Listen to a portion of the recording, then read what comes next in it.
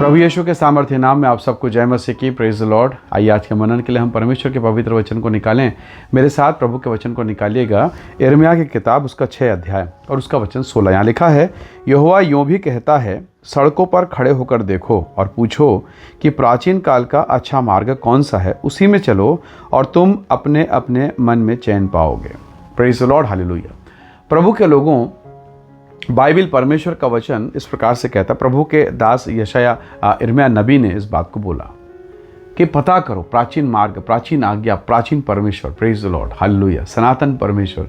प्रभु के लोगों, बहुत बार ना हम संसार में देखते हैं, लोगों को देखते हैं। आजकल तो आपके पास सोशल मीडिया है, हर मर्ज की दवा हम यूट्यूब में, फेसबुक में, इधर उधर ढूंढते हैं, हम कई जगह देखते हैं। परंतु एक बात जरा समझिए, एक मटकी अगर बिगड़ जाए, एक मटका फूट जाए, एक साइकिल बिगड़ जाए, एक मोटरसाइकिल बिगड़ जाए, तो क्या मोटरसाइकिल सोनार के दुकान पर बनाई जा सकती है? या एक घड़ा जो है वो लोहार के दुकान पर नहीं बनेगा? तो बहुत बार हम यहाँ वहाँ भटकते हैं। मैं संसार की बात नहीं कर रहा हूँ, मैं आपकी बात कर रहा हूँ। आप परमेश्वर के बेटे हैं, आप प्रभु की बेटी हो। ठीक है, आपसे गलती हुई, आपका जीवन उतना प्रभु के निकटता में नहीं है, या हो सकता है बहुत भक्ति में है, बहुत पवित्रता में है।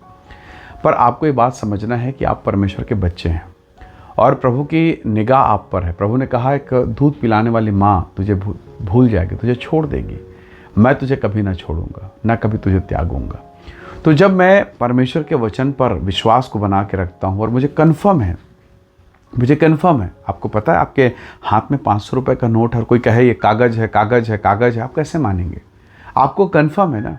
जब आपको ये पता है कि प्रभु ने मुझसे ये कहा है और अगर आप उस पर टिके हैं तो परमेश्वर आपको आशीष देगा।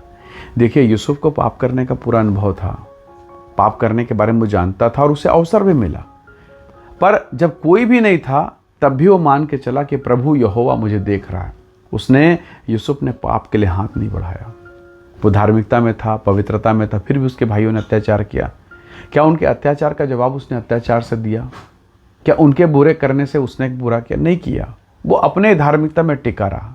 पोतीफर के घर में वफादारी में रहा। जेल में डाल दिया गया, कोई गलती नहीं थी उसकी, उसने पाप नहीं किया, उसने बुरा काम में साथ नहीं दिया, उसे जेल में डाल दिया। पर फिर भी इन सारी पीड़ाओं के बीच में अगर आप उसके जीवन को देखें तो वो वफादारी के साथ में प्रभु के साथ टिका रहा, प्रभु के साथ बना रहा। लोग बुरे काम करते रहे, लोगों ने ऑफर दिया, अवसर दिया, पर उसने नहीं किया। और अंत देखिए, जब वो जेल में था, कोई छुड़ाने वाला नहीं, परमेश्वर ने योजना बना के उसे छुड़ा लिया। परमेश्वर के लोगों, मैं जानता हूँ सत्यता में रहने के कारण, पवित्रता में रहने के कारण आपको कीमत चुकानी पड़ेगी, आपको कीमत चुकाना पड़ेगा।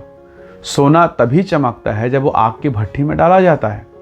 तो अगर आप सत्यता में, पवित्रता में रहने के बावजूद, प्रार्थना में रहने के बावजूद अगर आप पीड़ा से होकर गुजर रहे हैं तो घबराना नहीं, क्योंकि परमेश्वर के वचन में लिखा है, प्रभु यीशु मसीह ने कहा है, जो पेड़ फलेगा नहीं उसे तो काट डालेगा, पर जो फलता है उसको छांटता है। तो प्रभु को मालूम है ये फलवंत तो है, ये मेरी बेटी है, मेरे साथ रहती है, मेरी आज्ञा में रहती है। तो प्रभु ये चीज़ जानता है, उसके बावजूद क्यों? क्योंकि कारण एक ही है, वो इसलिए छांट रहा है ताकि आप और फलें, आप और बढ़ें।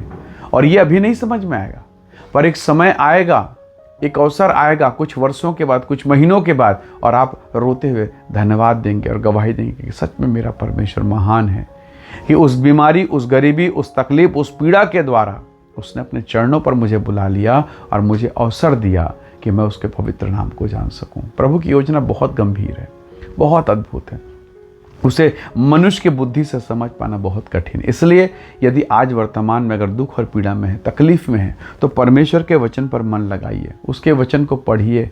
बाइबल में लिखा, प्राचीन काल का अच्छा मार्ग कौन है, पता करो, उस पर लगे रहो, और तब तुम अपने जीवन में चैन और विश्राम पाओगे। प्रभु आपको अपने समय पे, अपने समय पर आपको अनुग्रह देगा, आपको बढ़ाएगा। आपका अपना समय है। इसलिए प्रभु के लोगों, देखिए, आम कितने समय में फलता है, उसका अपना समय है ना।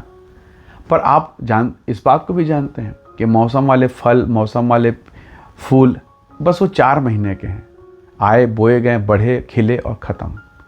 पर कुछ पेड़ 4-4 साल, 6-6 साल केवल बढ़ने में समय लगाते हैं, और जब फलते हैं तो बम्पर फसल होती है। हालेलुया। अब्राहम को 24 साल लगा कई लोगों ने ताना दिया, ओह तेरा प्रभु कहाँ है, ओ प्रतिज्ञा वाले, वंश बनेगा जनरेशन, कहाँ है तेरा परमेश्वर। कितनी चुभती हुई आवाज़ों को उसने सुना होगा। पर 25वें वर्ष में जब वो 100 साल का हुआ तो अपने तंबू में, अपनी झोपड़ी में नाच रहा है। हालेलुया। वो बूढ़ा शरीर नाच रहा है, गहराई के साथ आंसू बहाते हुए रो रहा है और खुशी के साथ धन्यवाद कर रहा है कि धन्यवाद परमेश्वर, तूने मेरे सिर को नीचा नहीं परंतु ऊंचा किया है।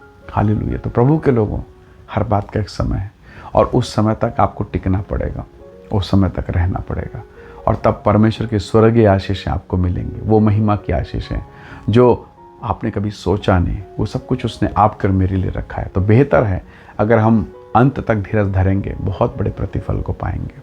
स्वर्ग का प्रभु आपको आशीष देगा। आइए दुआ करें, प्रभु का धन्यवाद करें। प्रेमी अनुग्रहकारी स्वर्ग के पिता, मेरे प्रिय भाई बहन के जीवन को आपके हाथों में सौंपता हूं। जो पीड़ा, तकलीफ, वेदना इनके जीवन पर है, वो सब कुछ यीशु के नाम से दूर हो, और प्रभु हर एक पीड़ा, हर एक परेशानी यीशु के नाम से महिमा का कारण बने। इनके जीवन को ब्लेस कर, आशीष दे, बेइज्जती, अपमान, शर्मिंदगी से ऊंचा उठा और अपनी महिमा के लिए इस्तेमाल कर। पिता धन्यवाद सारी आशीषों के लिए प्रभु यीशु के नाम से मांगते हैं, आमीन आमीन। प्रभु आप सबको बहुत से आशीष दे। Praise the Lord. जय मसीह।